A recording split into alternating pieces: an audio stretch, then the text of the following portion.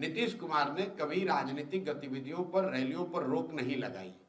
पहली बार ऐसा हो रहा है कि विपक्षी पार्टियों को रैली करने में, सभा करने में, राजनीतिक कार्यक्रम करने में तकलीफ आ रही है। उनको प्रशासन परेशान कर रहा है, उनको परमिशन नहीं दे रहा है। वो चाहे हम लोग का कल्याण बिहार न जाने देना हो या राहुल गांधी को दरभंगा में न जाने देना हो। इतने तरह के तबादले हो रहे हैं। आप खुलेआम सुन रहे हैं कि बिहार में छोटे से छोटे पद पर भी 20 लाख, 30 लाख, 50 लाख रुपया का दुकान खुला हुआ है, पैसा दीजिए, ट्रांसफर कराइए। 4-5 लोग हैं जिन पर ये आरोप है कि ये नीतीश कुमार जब शारीरिक मानसिक तौर पर थक गए हैं, मानसिक तौर पर अस्वस्थ हो गए हैं, उनको पता नहीं चल रहा है कि क्या हो रहा है, तो ये लोग नीतीश कुमार के इर्द गिर्द जो बैठे हुए हैं उनका लाभ उठा रहे हैं। कहीं न कहीं नीतीश कुमार, जो मैं बात पिछले 3 महीने से कह रहा हूं, मानसिक शारीरिक तौर पर स्वस्थ नहीं है। नमस्कार, मैं हूं अभिजीत। आप देख रहे हैं NBC 24।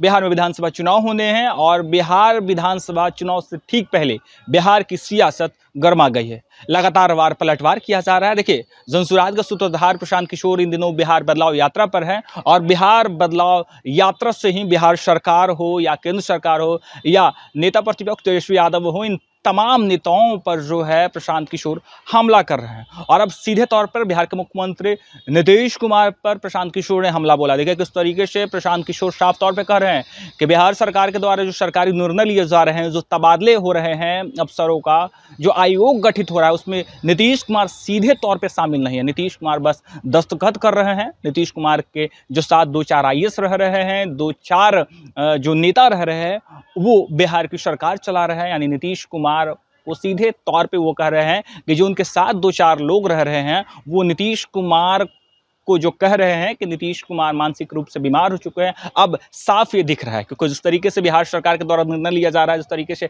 आयोगों में परिवारवाद हावी है, लगातार NDA के तमाम नेताओं के दामादों को और परिवारों को जगह दी जा रही है, ऐसे में प्रशांत किशोर ने सीधे तौर पर हमला बोला है कि नीतीश कुमार पूरी तरीके से अस्वस्थ हो चुके हैं।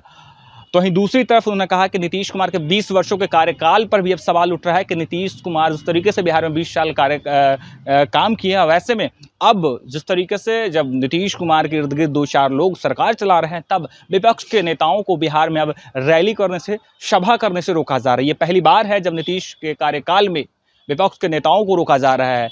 उन्होंने अब कहा कि जब मैं भी कल्याण बिघा जा रहा था तब मुझे रोका गया। जब लोकसभा में नेता प्रतिपक्ष राहुल गांधी दरभंगा जा रहे थे, उन्हें भी रोकने की कोशिश की गई। देखिए किस तरीके से बिहार विधानसभा चुनाव से ठीक पहले वार पलटवार का दौर जारी है। एक तरफ प्रशांत किशोर पर हाल ही में किस तरीके से आरोप लगे, बीजेपी के प्रदेश अध्यक्ष दिलीप जायसवाल ने आरोप ये लगाया कि प्रशांत किशोर गलत तरीके से, फर्जी तरीके से अपना प्रचार प्रसार कर रहे हैं। बीजेपी का फर्जी सोशल मीडिया हैंडल बनाकर वो अपना प्रचार प्रसार कर रहे हैं और उन पर मुकदमा भी दर्ज किया गया साइबर थाने में। उसके बाद प्रशांत किशोर पलटवार करते हैं कि दिलीप जायसवाल बीजेपी के प्रदेश अध्यक्ष हैं, दिल्ली से लेकर, बिहार से लेकर दिल्ली में उनकी सरकार है। यदि ये प्रूफ करा दे, जांच करवा दे और जांच में यदि हम सही पाए गए तब हम राजनीति से संन्यास ले लेंगे, और नहीं तो दिलीप जायसवाल हाथ जोड़कर बिहार वासियों से माफी मांगेंगे क्या। उन्होंने ये भी कहा कि दिलीप जायसवाल पर भी जांच करवाई जाए। जिस तरीके से सीमांचल के इलाके में कई तरह के माइनॉरिटी के, अल्पसंख्यक के कॉलेजों को जो है हड़पा गया है, गलत तरीके से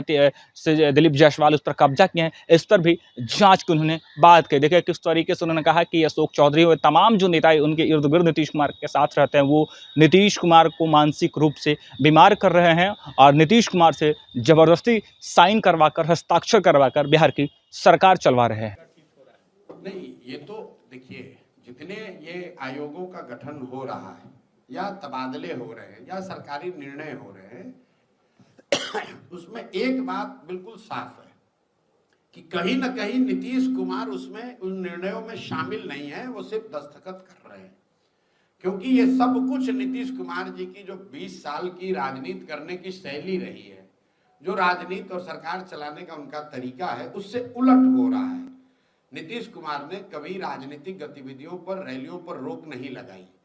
पहली बार ऐसा हो रहा है कि विपक्षी पार्टियों को रैली करने में, सभा करने में, राजनीतिक कार्यक्रम करने में तकलीफ आ रही है। उनको प्रशासन परेशान कर रहा है, उनको परमिशन नहीं दे रहा है। वो चाहे हम लोग का कल्याण बिहार न जाने देना हो या राहुल गांधी को दरभंगा में न जाने देना हो।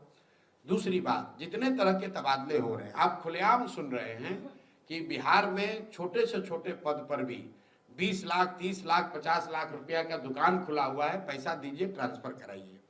तीसरी बात आप जो देख रहे हैं आयोग वगैरह में जो नियुक्तियां हो रही हैं, ये सब परिवारों के लोग हैं। और ये किनके परिवार के लोग हैं?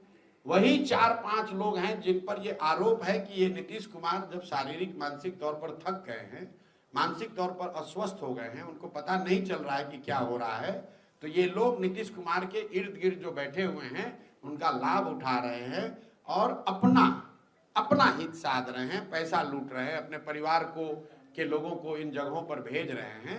तो ये बात कौन किस आयोग में गया इतना महत्वपूर्ण नहीं है। बिहार की जनता के लिए महत्वपूर्ण ये है कि कहीं न कहीं नीतीश कुमार, जो मैं बात पिछले 3 महीने से कह रहा हूं, मानसिक शारीरिक तौर पर स्वस्थ नहीं है, जिसकी वजह से ये सब चीज हो रहा है। तो आपने सुना जनसुराज के सुधार प्रशांत किशोर ने किस तरीके से बिहार सरकार और बिहार के मुख्यमंत्री नीतीश कुमार पर हमला बोला है। फिलहाल इतना ही, आप देखते रहिए NBC 24 पटना।